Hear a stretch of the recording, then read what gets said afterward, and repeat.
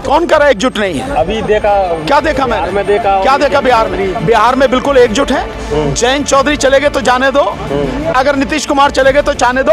अगर ये छट रहा है, यानी जो गंदगी है वो अगर छट रही है, तो इसमें अच्छी बात है, इसमें बुरा क्या है? किसानों को जो रोका जा रहा है, ये सबसे दुखद घटना है। किसानों को रोकने का मतलब आप इस देश के अन्नदाता को ही नहीं, अन्नदाता का अपमान तो आप कर ही रहे हैं, इसके साथ साथ में आप लोगों के संवैधानिक अधिकारों को भी कुचल रहे हैं।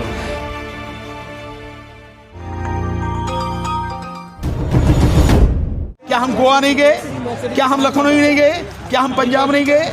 क्या हम आगे नहीं जा रहे हैं? हर जगह जा रहे हैं, लगातार जा रहे हैं। ऐसी बनता है जन आंदोलन। और दिल्ली में हम 25 तारीख को कर रहे हैं, हमने उसमें काम शुरू कर दिया। हम लोगों ने लोगों के बीच में जाना शुरू कर दिया। हमने कल ही की अगर बात मैं कहूँ तो 5 मीटिंग मैंने की है, खुद मैंने की है 5 मीटिंग कल की। हमारे अलग अलग साथी अलग अलग इलाके में, गांव देहात में सर, जहाँ बड़ा गांव देहात नहीं है, गांव देहात नहीं है। लखनऊ में जाएंगे तो गांव नहीं पड़ते हैं रास्ते में, आप वहाँ से जाएंगे, आप मेरे साथ चलिए, हम सारा सब कुछ है। और अभी इतनी ज़बरदस्त मीटिंग होने वाली है मार्च के पहले सप्ताह में गोवा में, आप सोच नहीं सकते। गोवा में 40 विधानसभा सीटें हैं, वहाँ पे 2 लोकसभा सीटें हैं। पहले मेरी बात सुन लीजिए, कंप्लीट होने दीजिए। और 190 वहाँ पे पंचायत हैं। उन सब तक आंदोलन पहुंच चुका है और सब इकट्ठे होकर बहुत जबरदस्त मीटिंग होने। मशीन तोड़ना भी शुरू कर दिया।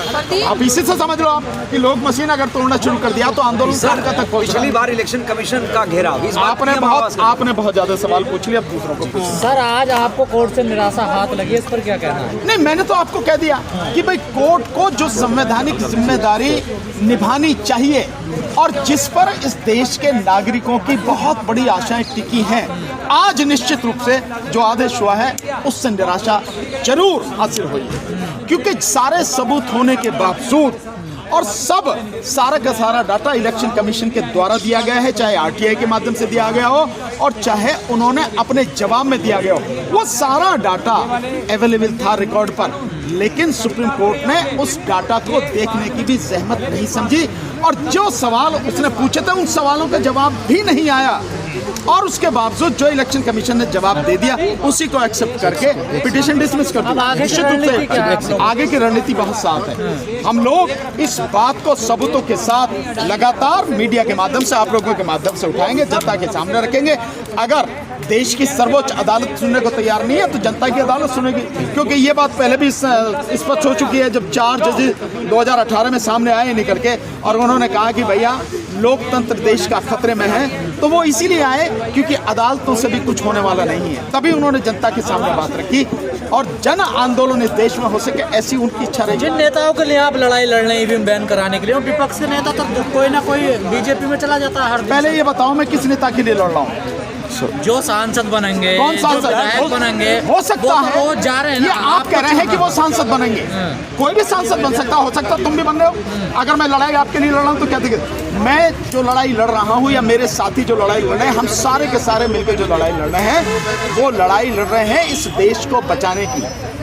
इस लड़ाई का लाभ किसको होगा, हमें इससे ज्यादा मतलब नहीं है। हमारा मतलब इससे है कि ये देश बच जाए, इस देश की जनता बच जाए, इस देश के 140 करोड़ नागरिकों को उनका अधिकार मिल जाए, इस देश 100 करोड़ मतदाताओं को उनका अधिकार मिल जाए। हमारी लड़ाई ये है।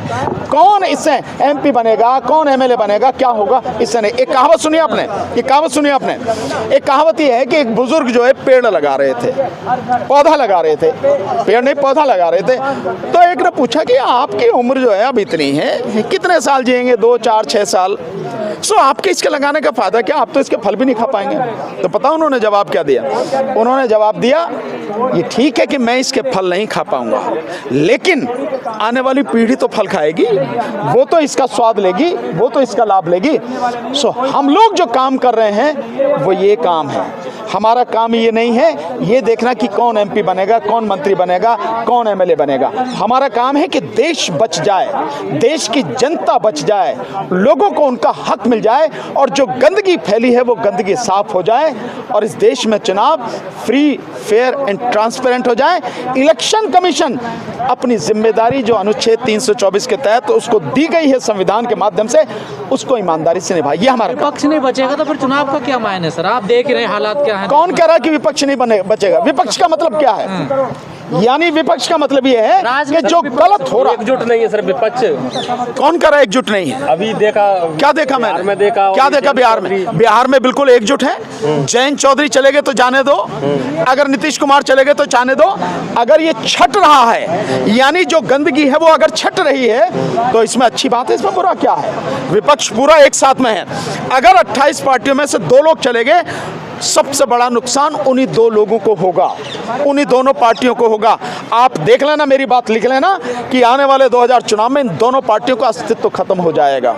और वो इस बात को समझ नहीं रहे हैं कि जो मोदी जी ये दाना डाल रहे हैं, कि मछली को पकड़ना होता है ना तो दाना डालते हैं, तो ये भारत रत्न के रूप में जो दाना डाला गया है, और जिन जिन ने ये दाना चुग लिया है, उसके बाद में क्या होता? मछली को पकड़ने के बाद क्या होता? मछली को पकड़ने के बाद काटा जाता है और फिर खाया जाता है। आने वाली पार्टियों का यही होगा भविष्य। आप देखना, ध्यान रखना आप। सर ईवीएम को लेकर कोर्ट में कोई मामला चल रहा है, कोई याचिका? 2 याचिका हैं, एक तो ADR की है जो डिसाइड नहीं हुई, उम्मीद भी बहुत ज़्यादा नहीं है, और दूसरा मामला जो है वो एक और पिटीशन जो उनकी पड़ी हुई है नरेंद्र मिश्र साहब की, जो मध्य प्रदेश को लेकर है, वो भी इसी तरह की वो चीज़ें हैं। सो ये दोनों ही पिटीशन है अभी तक, तो बाकी और तो है नहीं। सर किसानों को जिस तरह से रोका जा रहा है, किसानों की जो कल की कॉल थी उस पर क्या करें? देखिए, किसानों को जो रोका जा रहा है ये सबसे दुखद घटना है। किसानों को रोकने का मतलब आप इस देश के अन्नदाता को ही नहीं, अन्नदाता का अपमान तो आप कर ही रहे हैं, इसके साथ साथ में आप लोगों के संवैधानिक अधिकारों को भी कुचल रहे हैं। इससे भी गंभीर जो समस्या है वो ये समस्या है जो हरियाणा सरकार के गृह मंत्रालय ने जो एक आदेश जारी किया है, और उस आदेश के बाद पुलिस जिस तरह से जाके गांव-गांव में लोगों को धमका रही है, लोगों को डरा रही है और घर में घुसकर धमकी दे रही है। अगर आपने किसान आंदोलन में भाग लिया तो आपका जो बच्चे हैं या जो भी हैं उनके पासपोर्ट जब्त कर लिए जाएंगे, पासपोर्ट रद्द कर दिए जाएंगे, और आपका व्हीकल, गाड़ी, कार हो चाहे ट्रैक्टर हो, उनको जब्त कर लिया जाएगा, और आपके बच्चे अगर पढ़ रहे हैं तो उनकी पढ़ाई खत्म कर दी जाएगी। ये जो जिस तरह की सारी चीजें धमकी दी जा रही हैं, ये सबसे गंभीर है स्थिति। नेता आह्वान किया, उन्होंने तो किसान नेता, अन्नदाता जो किसान नेता है उनको भारत दे दिया। किसको दे दिया भारत रत्न? चौधरी चरण सिंह जी को भारत रत्न दिया तो इसमें कोई बहुत बड़ा काम कर दिया। चौधरी चरण सिंह जी को भारत रत्न तो अब से बहुत पहले दे देना चाहिए था। ये आज ही क्यों दिया है? ये उस कुछ लोगों को भ्रमित करने के लिए, इस देश के किसानों को भ्रमित करने के लिए, और पूरी की पूरी तरह से राजनीतिक स्क्रिप्ट है जो लिखी गई है इसके माध्यम से, और उसमें वो सफल हो गए कि उन्होंने एक पार्टी को तोड़ लिया, एक पार्टी के लीडर को तोड़ लिया।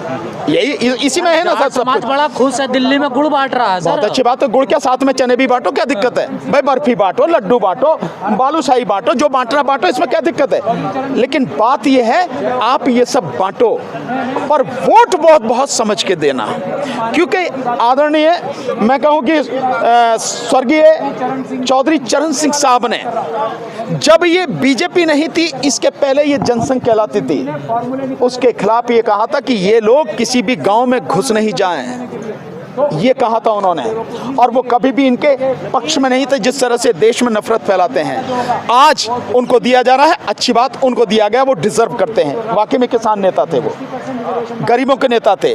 लेकिन इस सब के लालच में अगर आप वोट भी उनको देंगे तो फिर इसको दोहरा रहा हूं कि ये ऐसे ही है कि आप मछली को फंसाने के लिए जो चारा डालते हैं, उस चारे को अगर आप निगल गए तो आपका खात्मा होना ही होना। तो जयंत बताएंगे उनका भविष्य क्या। मैं क्या लगता है किसान दिल्ली पहुंच पाएंगे? बिल्कुल पहुंचेंगे किसान दिल्ली, और अगर किसानों के रास्ते में रुकावट लगाई जाएंगी तो किसान इसका माकूल जवाब देंगे, मुझे पक्का विश्वास है। लेकिन मोदी सरकार ने आदेश दिया किसानों को दिल्ली ना आने दिया जाए, दिल्ली उनके